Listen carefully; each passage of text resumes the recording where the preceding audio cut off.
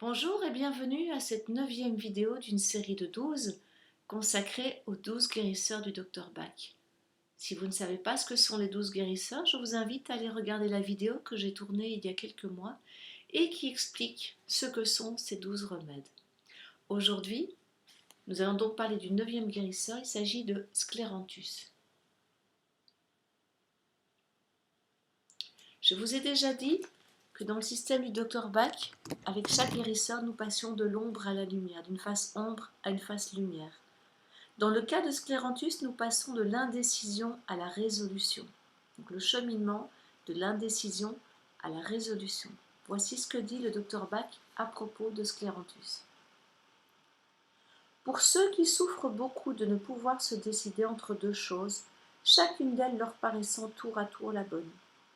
Ce sont des personnes habituellement tranquilles, qui supportent seules leurs difficultés et ne sont pas enclines à en discuter avec les autres.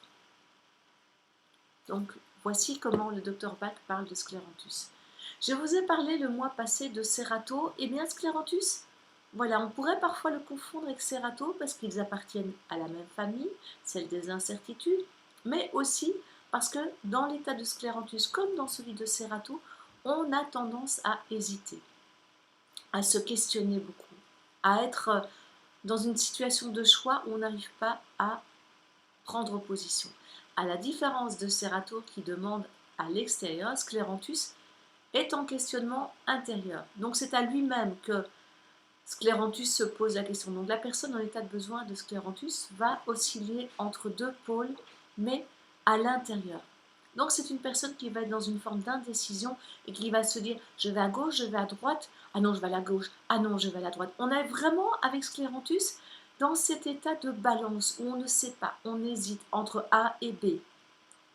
Et donc c'est très très inconfortable puisqu'il y a ce questionnement constant entre deux pôles, on ne sait pas choisir.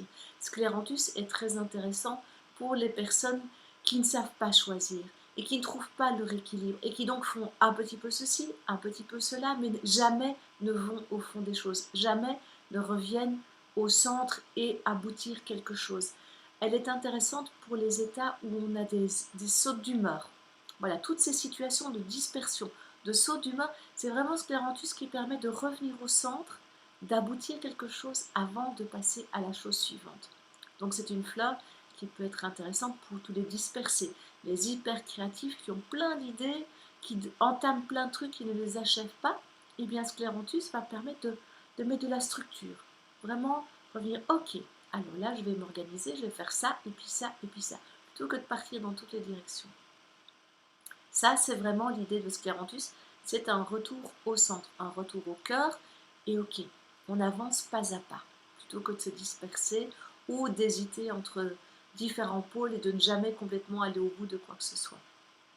Si les fleurs vous intéressent, si vous avez envie d'aller plus loin avec elles, d'entamer un accompagnement, de suivre un atelier ou une formation, je vous invite à me contacter en suivant le lien qui s'affiche. À très bientôt, prenez soin de vous. Au revoir.